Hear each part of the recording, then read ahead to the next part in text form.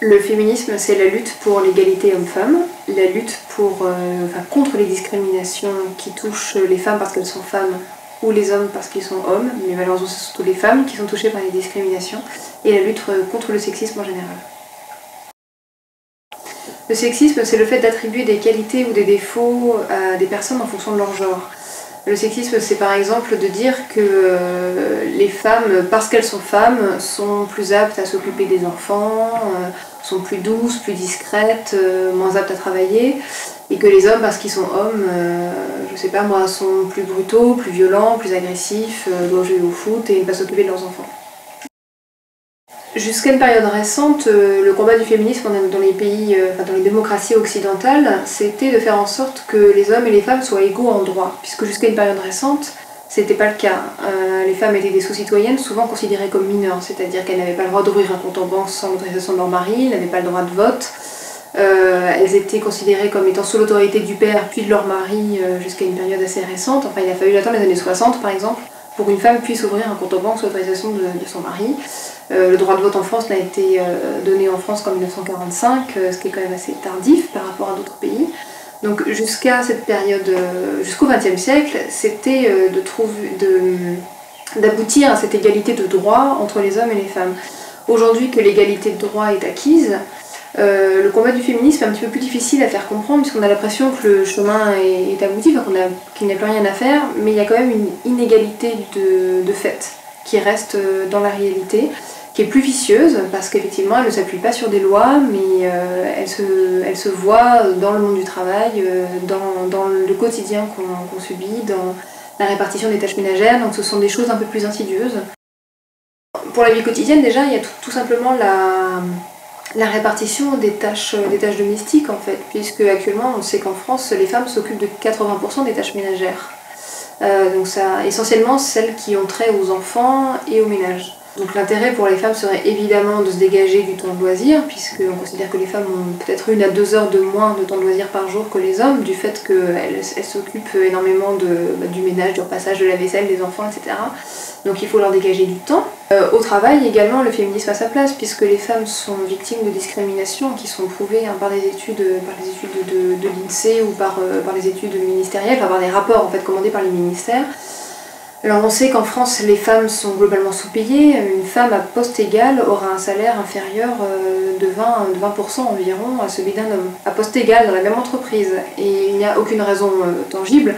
Enfin, la raison qui est souvent invoquée, c'est le fait que les femmes se sont arrêtées pour un congé maternité, sont considérées comme moins disponibles parce qu'ayant des enfants. Alors les hommes aussi ont des enfants, mais ça par contre ça n'entre manifestement pas du tout en compte dans leur vie professionnelle, dans l'imaginaire collectif. Il y a aussi un phénomène qui s'appelle le plafond de verre au travail, qui est le fait que les femmes accèdent très peu aux postes de responsabilité, que les postes de direction sont tenus majoritairement par des hommes que je qualifierais, pour caricaturer, l'homme blanc de plus de 50 ans en fait, qui monopolise les postes de direction, les postes au conseil d'administration.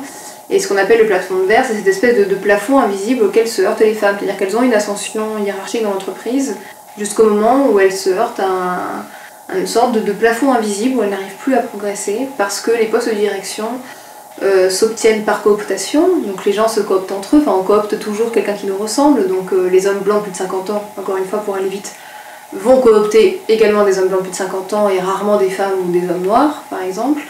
Il y a un phénomène d'autocensure aussi qui fait que du fait des mentalités en général, les femmes vont moins postuler à ce genre de poste, s'en sentent moins capables, moins légitimes, parce que on nous apprend pas à être ambitieuse. Enfin, on nous dit, c'est pas quelque chose qu'on apprend aux filles, quoi. Même si ça tend à changer. Les phénomènes d'autocensure sont, à mon avis, peut-être presque plus importants que les phénomènes de censure qui viennent de personnes tierces. Il y a également le féminisme qui lutte contre les pubs sexistes, contre les représentations des femmes dans la pub qui sont hyper sexistes, du type prendre des femmes nues pour vendre des lunettes ou des choses comme ça, ce qui moi personnellement me heurte toujours un peu. Je pense que je suis pas la seule, quoi. Le corps des femmes est beaucoup instrumentalisé dans l'espace publicitaire en général. Dans les pubs Les pubs télévisées en particulier sont assez consternantes à ce niveau-là. Sur les questions des violences sexistes aussi, qui sont quand même assez fréquentes. Enfin, on considère en France que 20% des femmes sont victimes d'agressions sexuelles, ce qui est quand même beaucoup, 20%.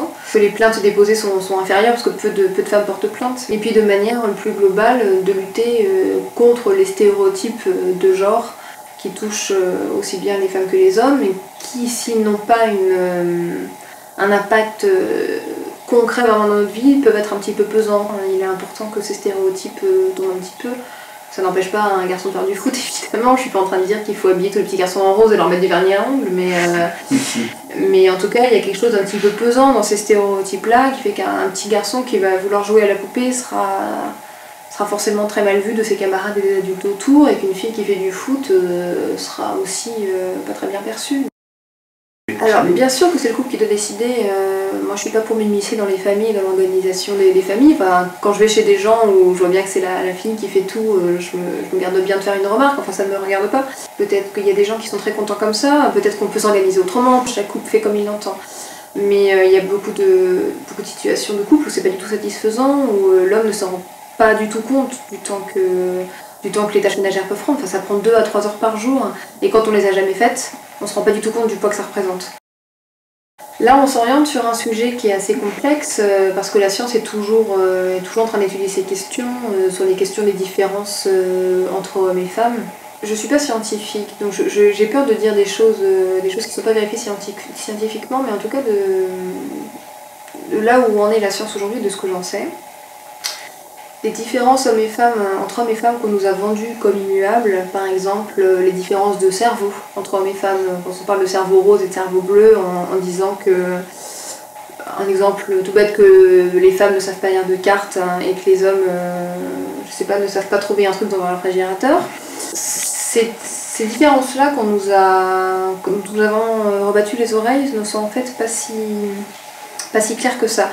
Il y a beaucoup plus de différences entre individus qu'entre groupes. Et il y a des différences qui finissent par se créer avec le temps, mais qui sont essentiellement dues à l'apprentissage. Du fait qu'on ne réserve pas les mêmes activités aux petites filles et aux petits garçons. Le cerveau est malléable en fait, et le cerveau s'adapte aux activités qu'on fait. Donc forcément, si on peut faire de la géométrie à un petit garçon pendant 15 ans et de la grammaire à une petite fille pendant 15 ans, le cerveau s'adapte en fonction de ce qu'on fait. Donc les différences ne sont finalement pas innées et sont surtout dues à l'apprentissage, à l'éducation, à tout ce qui arrive après la naissance. Il y a 2 idées reçues sur le féminisme qui m'énervent. La première, c'est celle qui consiste à croire que le féminisme lutte pour l'instauration d'une tyrannie des femmes sur les hommes, lutte pour la suprématie des femmes sur les hommes, alors que c'est absolument pas le cas. Je m'aperçois d'ailleurs que lorsque je dis que je suis féministe, les gens prennent assez mal en général, alors que si je dis que je milite dans une association antisexiste, là tout de suite ça passe beaucoup mieux. Alors que pour moi, c'est exactement la même chose. Beaucoup de gens mettent ça dans une espèce d'extrémisme complètement tyrannique qui lutterait pour la suprématie d'un groupe sur l'autre. J'entends même parfois parler de lobby, enfin voilà, alors que pour moi c'est vraiment quelque chose qui va de pair avec la démocratie telle qu'on la promeut en Occident aujourd'hui, quoi. La deuxième idée reçue qui m'énerve et qui est sans doute un corollaire de la précédente, c'est l'idée selon laquelle les féministes seraient forcément des femmes hystériques, aigries, lesbiennes, masculines. Alors c'est absolument pas le cas. Apparemment, lorsqu'on est une femme, élever la voix, revendiquer ses droits, c'est mal perçu. C'est sans doute perçu comme une prérogative masculine dans l'imaginaire des gens. Dans l'imaginaire collectif, une femme doit, comme je le disais, doit rester douce et discrète et ne surtout rien revendiquer. Et apparemment, quand on essaie de trop passer ses droits, c'est mal vu, quoi. C'est un petit peu l'idée qu'on devrait rester dans le rang, qu'on en sort et qu'on ferait mieux bien d'y rentrer dans nos petits rangs, bien dans nos petits rails, quoi. Les féministes que je fréquente me semblent ni masculines, ni tyranniques, ni aigries, ni mal baisées, comme on entend souvent. Je vois pas le rapport, en fait. Je vois pas le rapport entre lutter pour l'égalité des droits et avoir un problème sexuel à la maison, ou être homosexuel. Enfin, voilà, il y a des homosexuels féministes, il y a des hétéro-féministes. Voilà, moi je suis une hétéro-féministe, je me maquille, je mets des jupes et je m'épile. Voilà. Alors en ce qui concerne la prostitution, il y a celles qui sont résolument contre, qui sont pour son abolition totale. Il y a celles qui sont pour la réglementer. Et j'imagine qu'il y a celles qui sont pour ne pas y toucher. Alors je suis pas spécialiste de ce sujet-là. Moi, je vois pas forcément la prostitution comme un mal. Bon, déjà, il existe la prostitution masculine, hein. Il y a des hommes qui se prostituent, on a tendance à l'oublier, mais voilà. On la voit nécessairement comme une exploitation. J'ai tendance à penser que tout travail nécessite une exploitation du corps. Alors c'est certes pas forcément la même exploitation, mais donc une prostituée, son outil de travail c'est son corps, mais un ouvrier sur un chantier, son outil de travail c'est aussi son corps quelque part. Donc le fait de distinguer forcément ces exploitations du corps en distinguant la prostitution des autres, comme si la prostitution c'était dégradant et pas le reste, me semble finalement pas si évident que ça. Ça peut être aussi un moyen de libération pour certaines femmes. Enfin, en tout cas, je suis contre la stigmatisation des prostituées telle qu'elle est faite actuellement. Enfin, voilà, s'il y a des prostituées qui veulent l'être et que c'est leur choix, moi ça me pose vraiment aucun souci. Voilà, pour moi la prostitution peut être considérée comme un métier comme un autre, pas plus dégradant qu'un autre. Par contre, ça serait se voiler la face que d'imaginer que toutes les prostituées sont très heureuses de faire ce qu'elles font ou qu'elles ont choisi. Il y a beaucoup de femmes qui sont exploitées, qui sont sous-payées, qui sont exploitées par des mecs, en particulier des filles immigrées à qui on a vendu du rêve et qui se retrouvent sur les trottoirs en France dans des situations super glauques. L'art ne peut pas être pour ça. Donc le principe de la barbe, c'est de s'attaquer à des lieux où le pouvoir est détenu majoritairement par des hommes. Vraiment très majoritairement. Par exemple, des conseils d'administration d'entreprise, donc CCA, où il y a 45 hommes sur 50, par exemple. Des conférences aussi, où sur 12 intervenants, 12 sont des hommes et le modérateur aussi. Par contre, les hôtesses qui vont vous accueillir à l'entrée sont des femmes, évidemment. On intervient donc sur ces événements publics, voilà, sur des événements qui sont publics, et où la parole et le pouvoir est détenu majoritairement par des hommes. Et on intervient sur le mode du happening assez ironique, puisqu'on arrive à fubler de barbe postiche.